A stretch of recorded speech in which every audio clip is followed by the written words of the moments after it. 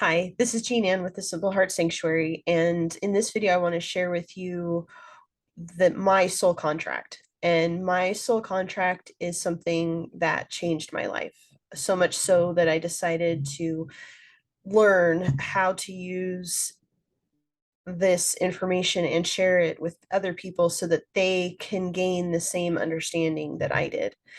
And I can honestly say that my first encounter with this information was life-changing.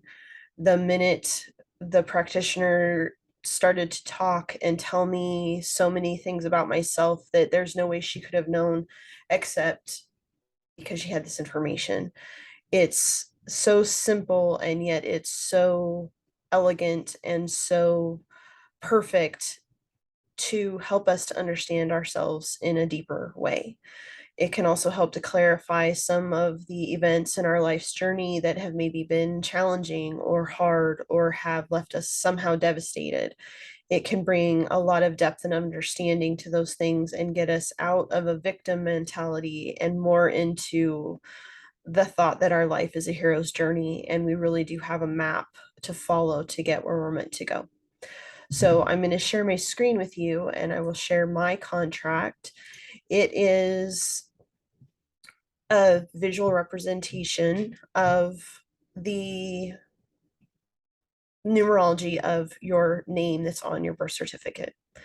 And encoded in these letters and symbols are different lessons and challenges that your soul has chosen in order to make the journey of this life into something that is truly magical. Just to give you an example, this 11-2 energy that's in my physical challenges is a lesson in life and death, or beginnings and endings, depending on how you want to look at it. But in the system, it's life to death. And that's coded in the 11. And the pictogram for the 11 is a structure of lines that really can be assembled, disassembled, and reassembled to whatever structure is necessary to build on. And the overall lesson in this life to death energy is understanding that any structure that you build can be decimated, but that you have the gifts and the abilities to rebuild and to start again and to rebuild in a manner that's different. And for me, rebuilding meant being my more authentic self.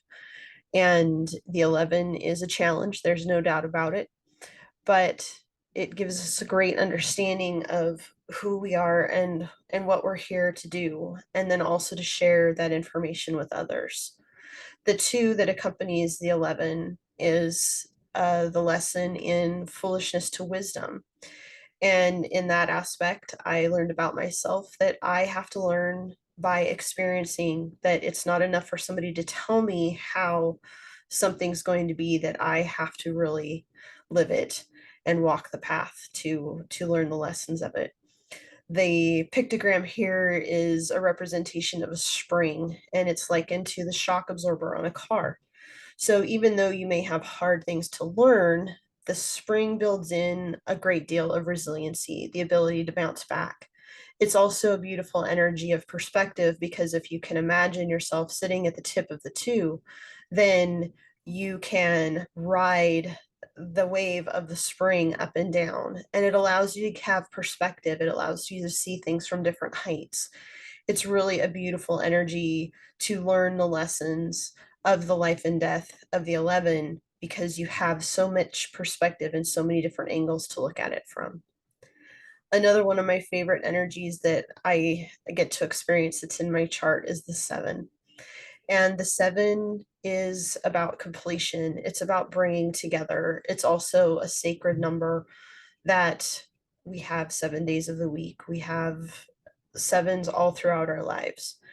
And in the 7 energy, we find 2 links of chain, the one on the left and the right, that are brought together by something, some commonality, some additional link in the chain that moves everything together. And what this represents is unconditional love for the self. And it's learning to love all aspects of ourselves, that every piece and part of us is lovable. And so this is one of the goals in my early life, which was to learn and understand that I have to show my authentic self. I have to be my authentic self. And in that, I can learn to love every aspect of my personality, of my life, and pull it all together into one cohesive form. And it's really a beautiful energy. Um, it's very magnetic. It draws people in. I like to describe it as like a pot-bellied stove. It's very warm and welcoming energy. It allows people to let their guard down. It allows people to open themselves up and be vulnerable and to be in a safe place to do that. It's really a truly beautiful energy. And it's related in the Hebrew alphabet to the seventh letter, which is Zayin, and Zayin is the sword of truth. And so, along with the unconditional love, it is also the energy that allows us to get right to the heart of things and allows us to move forward with the truth. And for somebody like me who's trying to guide people, that's a very useful energy to have in my quiver, because I can help people just really get to the heart of things and really get to the essence of what we're dealing with and really to heal those things and move forward. I'm very grateful that my soul chose to have that 7-7 energy, especially right there. Another one of my favorite energies as a system is the 9 energy. And this is my spiritual goal, my overarching goal for my lifetime is to understand power. And in this system, we call it the dragon. And the dragon is a beautiful energy. It's also a challenge because it's the Spider-Man principle that with great power comes great responsibility. So it's learning to be all aspects of the dragon depending on the circumstances. And we can see the dragon as a very beautiful creature that can protect a clutch of eggs, but then it also can be the fire-breathing destructor. And so the challenge of the 9 and learning to embody that 9 energy is really to learn when to be the beautiful, soft, nurturing creature and when to be the fire breather. And sometimes when to just blow a little puff of smoke to let people know what they're dealing with.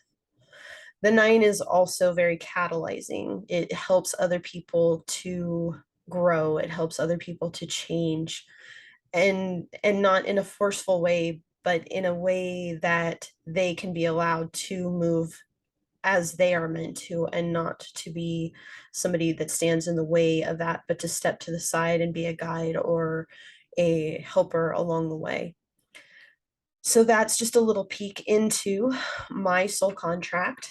If there are questions, please feel free to put those in the comments. If you'd like to learn more about yourself, please feel free to contact me. I will be happy to schedule a time to do your soul contract reading.